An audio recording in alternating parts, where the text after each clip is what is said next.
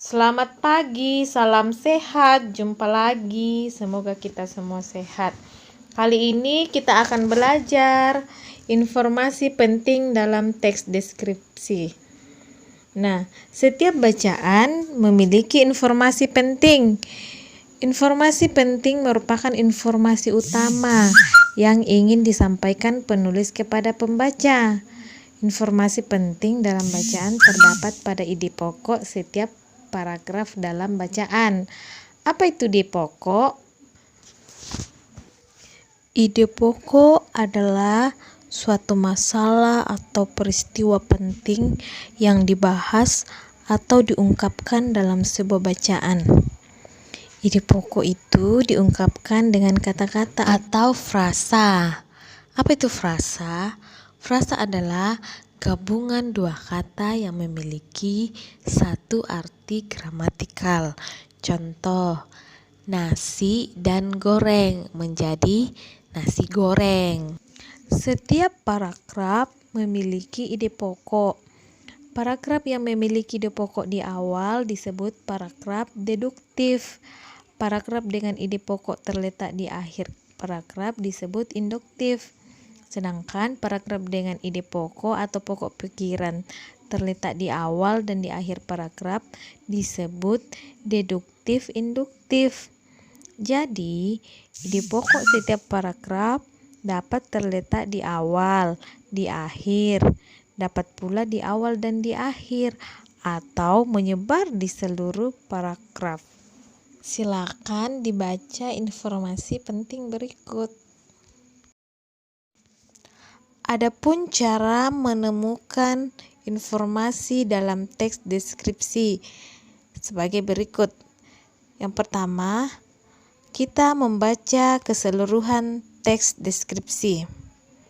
Kemudian, setelah kita baca secara keseluruhan, maka kita memahami isi teks deskripsi tersebut. Selanjutnya, kita menentukan ide pokok setiap paragraf dalam teks deskripsi. Yang keempat, membuat peta pikiran atau menentukan perincian informasi.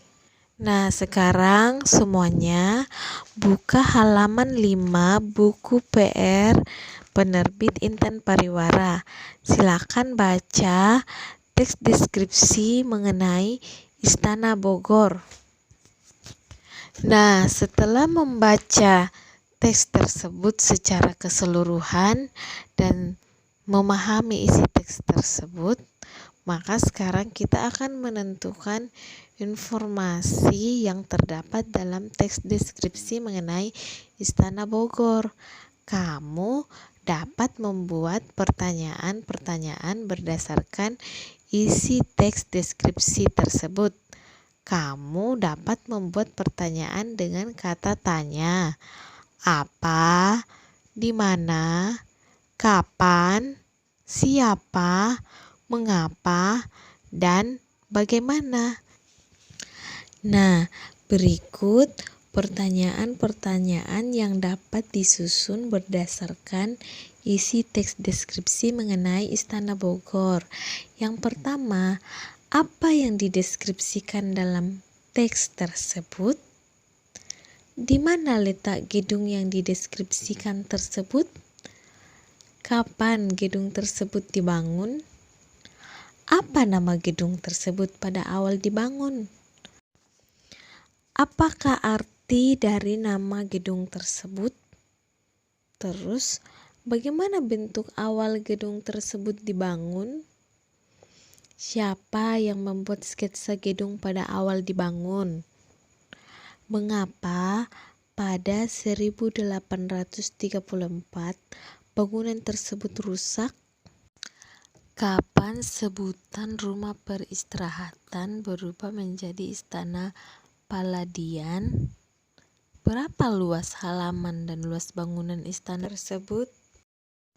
Nah, jawaban-jawaban dari pertanyaan tersebut merupakan informasi teks deskripsi mengenai Istana Bogor. Selain menggunakan kalimat tanya, informasi dalam teks deskripsi dapat dicari dengan membuat peta pikiran. Peta pikiran yang dibuat berdasarkan paparan umum ke khusus atau kitab perinci. Perhatikan contoh peta pikiran berikut.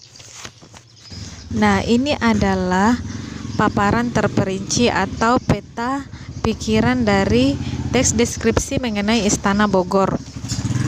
Nah, peta pikiran yang pertama yaitu letak Istana Bogor, luas bangunan Istana Bogor, tahun pendirian Istana Bogor, kemudian sebutan awal Istana Bogor, arti sebutan untuk Istana Bogor.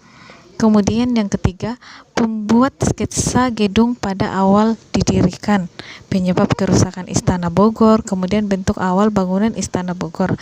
Selanjutnya, luas halaman Istana Bogor, perubahan sebutan nama dari rumah peristirahatan menjadi Istana Palladian.